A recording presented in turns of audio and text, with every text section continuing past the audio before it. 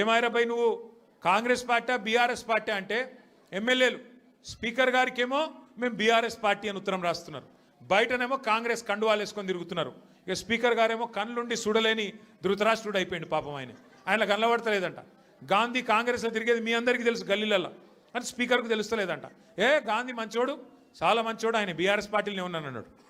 మరి బీఆర్ఎస్ పార్టీలు ఉంటే ఇలా బీఆర్ఎస్ పార్టీలో అనిల్ రెడ్డి చేరుతుంటే మరి గాంధీ ఏడి ఉండాలి కదా, ఇక్కడ లోకల్ ఎమ్మెల్యే అంటాడు.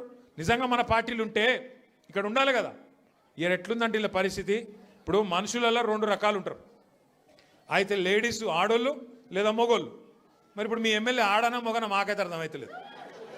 ఏమిటిది ఆయన, ఏ పార్టీ, కాంగ్రెసా బీఆర్ఎసా చెప్పుకొని గంత భయమైంది. ఏమవుతుంది, ఎక్కువ పదవి పోతుంది, పోతే ఎలక్షన్ కోదాంపా. మరి నువ్వు ఇంతపాటు సిపాయి అయితే నీ ఇచ్చా నువ్వే నీ సొంత ఫేస్ వాల్యూ మీద గెలిచుంటే రా శేర్లింగంపల్లికి రా చూసుకుందాం. మళ్ళా వచ్చి రాజీనామా పెట్టి నిలబడి ఎలక్షన్లో తెలుస్తుంది శేర్లింగంపల్లి జనం కేసీఆర్ దిక్కున్నారా నీ దిక్కున్నారని చెప్తాంపా. ఈ చేతగానోళ్ళు 10 మంది సిగ్గులేనోళ్ళు మీరు గెలిపిస్తే అందులో పోయి జొర్రిను. పోనీ సొరితే అందులో జొరినామని చెప్పొచ్చు కదా, భయం అవుతుంది. ఎందుకంటే చెప్తే పదవి పోతుంది, సిగ్గు లేకుండా మరి ఆ పదవి విడిచిపెట్టకుండా ఇవాళ దిక్కుమాలిన రాజకీయం చేసి ఆఖరికి ఫంక్షన్ హాల్ కిరాయికి తీసుకొని అక్కడికి వస్తాం ఆల్విన్ కాలనీ కంటే నీకెందుకు భయం అవుతుంది?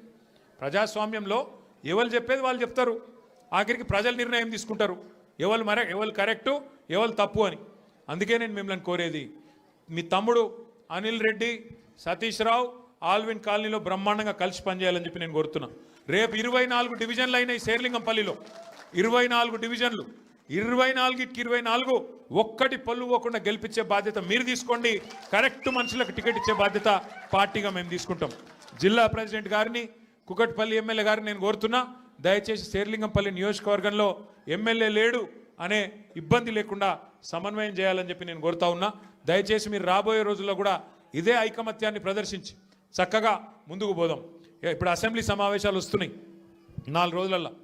తప్పకుండా శేర్లింగంపల్లికి సంబంధించిన సమస్యలు ఏమైనా ఉంటే మీరు మాకు చెప్పండి. మేము అసెంబ్లీలో కూడా మాట్లాడతాం, శాసన మండలిలో కూడా మాట్లాడతాం. ప్రభుత్వంతో కొట్లాడైనా సరే పని చేయిద్దాం. అట్లాగే రేపు కార్పొరేటర్ ఎలక్షన్లు వచ్చినాక కార్పొరేటర్లు మనోళ్ళే గెలిపించుకుంటే ఎమ్మెల్యే ఏం చేస్తాడు, ఏమవుతుంది ఆయనతో? కార్పొరేషన్ పైసలు చచ్చుకుంటే కార్పొరేటర్ల ద్వారా ఖర్చు పెట్టాల్సి వస్తుంది. ఎమ్మెల్యే దొంగల్లా కలిసిపోయినా మనం మాత్రం గట్టిగా నిలబడదాం, గట్టిగా కొట్లాడదాం, కలిసిమెలిసి ముందుకు నడుద్దాం. ఇక ఈ తెలివితేటలకు కాంగ్రెస్ వాళ్ళు అంటున్నారు, కేసీఆర్ నువ్వు బయటికి రా అన్నారు మొదలు. ఇది కేసీఆర్ గారు పాపం ఆయన పార్టీకి ఆయన పొలం కాడ పని చేసుకుంటుంటే నువ్వు రా బయటికి అన్నారు. మొన్న వచ్చి ఏం చేసిండు పాపం సారు, ఒక ప్రెస్ మీట్ పెట్టిపోయిండు, మీటింగ్ పెట్టి ప్రెస్కు మాట్లాడిపోయిండు. దానికే ముఖ్యమంత్రికి ముచ్చెమటలు పట్టినాయి, చలిజ్వరం వచ్చింది, దెబ్బకు మరిగా ఇష్టం వచ్చినట్టు ఒర్రుతున్నాడు. ఇప్పుడేమంటున్నాడు, నువ్వు అసెంబ్లీకి రా అంటున్నాడు. బయటికి వస్తే గీడికి వస్తేనే తట్టుకోలేకపోయినావు నువ్వు, అసెంబ్లీకి వస్తే ఆయన గుండాకి సస్తావు, గుండాకి పోతాడు. ముందే ఇంతున్నాడు, ఆయనతో గుండాకి డామ్మంటాడు.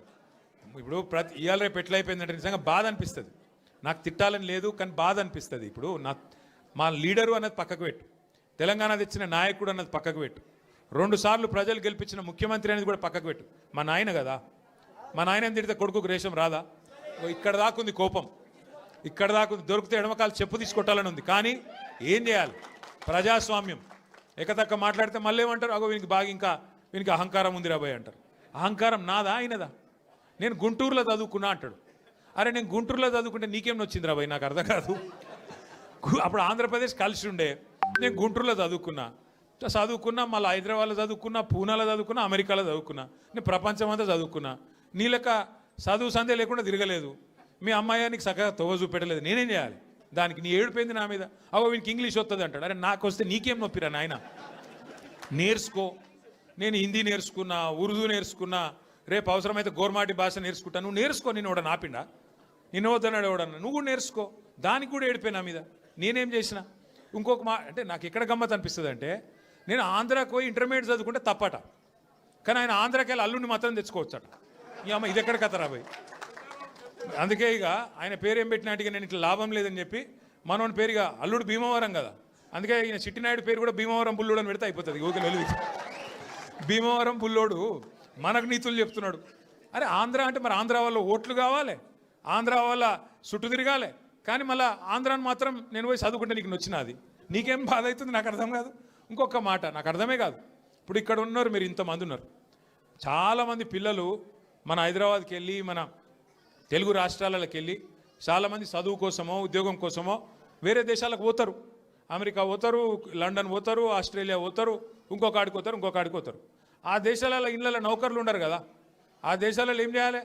మనది మనమే పని చేసుకోవాలి, మన బట్టలు మనమే ఉతుక్కోవాలి, మన వంట మనమే వాడుకోవాలి, మన టాయిలెట్ మనమే క్లీన్ చేసుకోవాలి. ఈ పిచ్చోనికా ఏం తెలియదు, చదువుకున్న బాపత అయితేనేమో తెలుస్తుండే.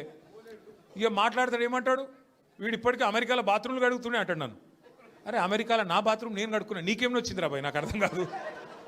అమెరికాలో ఎవరిది వాళ్ళు చూసుకుంటారు, పని చేసుకుంటే కూడా తప్పేనా? ఎవరి ఇళ్ళలో వాళ్ళు బాసాన్లు తోముకుంటే తప్ప, ఎవరి ఇళ్ళలో వాళ్ళు బట్టలు ఉతుకుంటే తప్ప అంటే మరి మా ఆడపిల్లలు మీరందరూ ఉన్నారు, ఇంటి పని అంతా మీరే చేస్తారు, మరి ఇంటి పని మొత్తం మీరు చేస్తారు తప్ప అది? అట్లా మేము కూడా చదువుకున్నప్పుడు అమెరికాలో ఇంట్లో ఎవడుంటాడు మరి? ఎవరి పనాలు చేసుకోవాలి, ఎవరి గిన్నెలాలు దోముకోవాలి, ఎవరి బట్టలాలు ఉతుక్కోవాలి, ఎవరి టాయిలెటాలు క్లీన్ చేసుకోవాలి, తప్పేమున్నది అలా?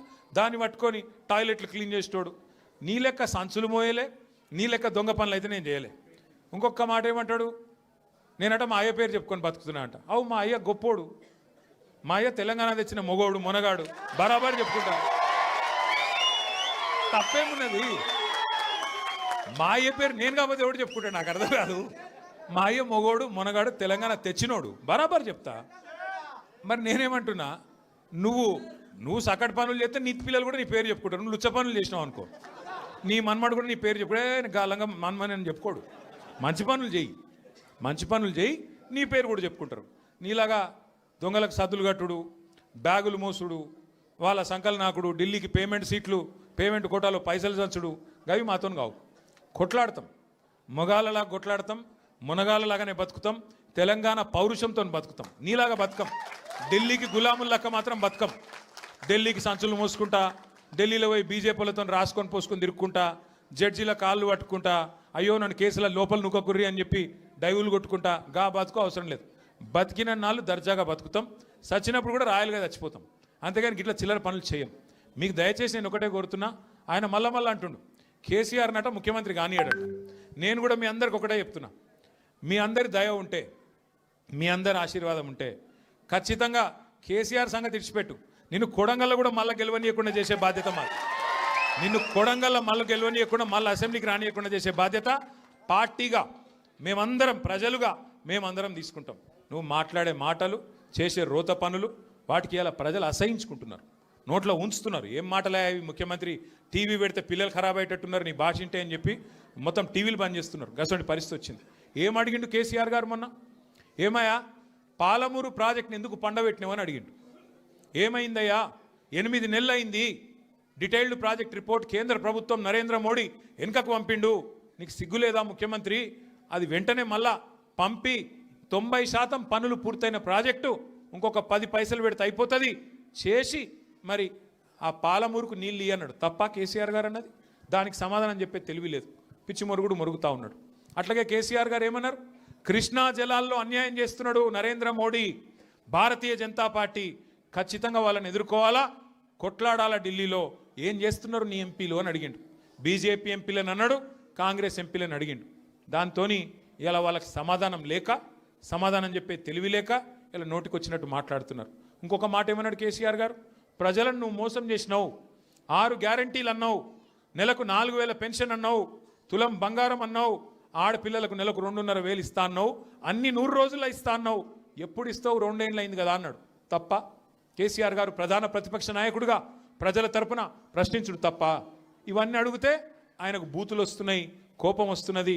ఆయన రియల్ ఎస్టేట్ వ్యాపారానికి, ఆయన భూముల కుంభకోణానికి, ఫ్యూచర్ సిటీ పేరు మీద చేస్తున్న డ్రామాకు కేసీఆర్ గారు బలమైన వాదనతోని ప్రజలను మళ్ళొక్కసారి లేపి బయటికి తీసుకొస్తే ఆగమైతుంది బతుకని చెప్పి ఇష్టం వచ్చిన తిట్లు తిడుతున్నావు. మనం పట్టించుకునే అవసరం లేదు. మనం స్పష్టంగా ఒకటే పని చేసుకుంటూ పోదాం. ఎన్నిక ఏదైనా రేపు కార్పొరేషన్ ఎన్నిక వస్తుంది. హైదరాబాద్ను 3 ముక్కలు చేస్తారట. హైదరాబాద్ కార్పొరేషన్ 3 ముక్కలు చేస్తారట. చేసి 3 కార్పొరేషన్లు చేస్తారట. ఎన్ని కార్పొరేషన్లు చేసినా ప్రజలైతే గాలే కదా, ఓట్లు వేసేది మీరే కదా. మీకు అందరికీ ఎవరు మంచో ఎవరు చెడో మీకు తెలుసు.